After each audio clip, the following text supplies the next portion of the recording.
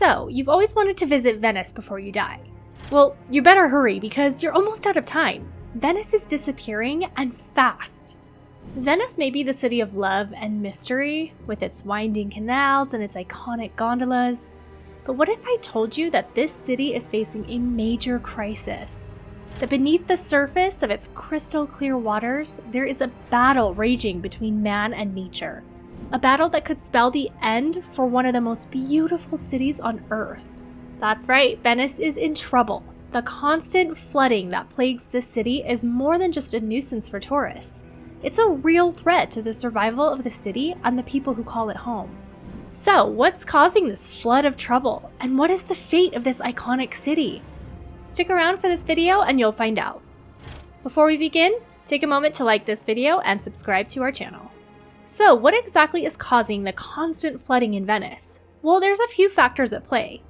The first is rising sea levels.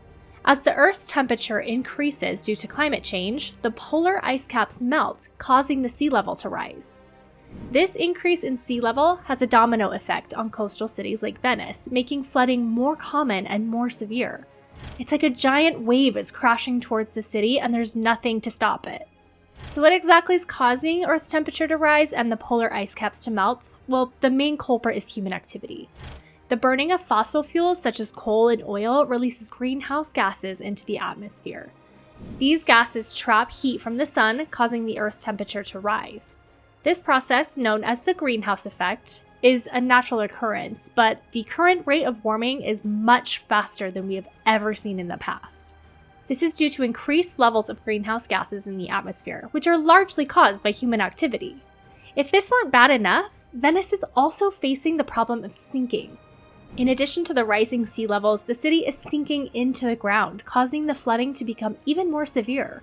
This might seem strange, as you would expect a city to be built on solid ground. However, Venice is a unique city in that it was built on a group of islands in a lagoon. The city is supported by millions of wooden piles that have been driven into the ground. These piles help to hold up the weight of the buildings, but they are slowly sinking into the ground. When the sea levels rise, the water has nowhere to go except into the city. The flooding is already bad enough on its own, but when you add the sinking, it's like a 1-2 punch for Venice. It's like the city is trying to stay afloat in a rough sea, but the water keeps rising higher and higher. And the sinking of Venice is not only a problem for the city's infrastructure, but it also causes difficulties for the citizens who live there. When the water levels rise and flood the streets, it can be difficult for people to get around and to go about their daily lives. Some residents have to use makeshift bridges or walk through waist-deep water to get to their homes or destinations. This can be hugely inconvenient and even dangerous, as the water can be contaminated with sewage and other pollutants. And in addition to the practical difficulties of living with constant flooding, there are also financial and emotional impacts. Many businesses and homes have been damaged by the flooding, and the cost of repairs can be substantial. This can be a burden for both individuals and the city as a whole. The emotional toll of living with the constant threat of flooding can also be significant.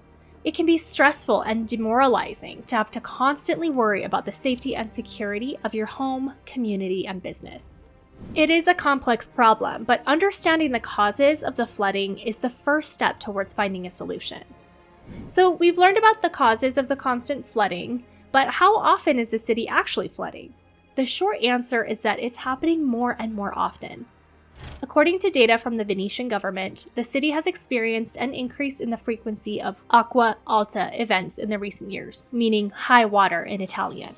These events occur when the tide is high and the water level in the city rises. During an acqua alta event, the water can reach up to knee-deep levels in some parts of the city. While this might not seem like a big deal, it can cause serious problems for the residents and tourists. The flooding can damage buildings, streets, and other infrastructure and can make it difficult for people to get around. It's not uncommon for people to have to wade through the water in order to get to their homes or their jobs.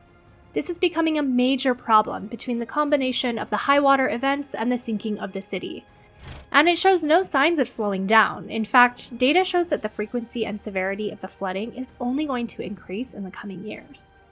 So what does this mean for the future of Venice? Will the city be able to find a way to protect itself from the rising waters, or will it be lost to the sea? Unfortunately, the outlook isn't good. experts predict that if nothing is done to address the flooding problem, Venice could be completely underwater as soon as the year 2100.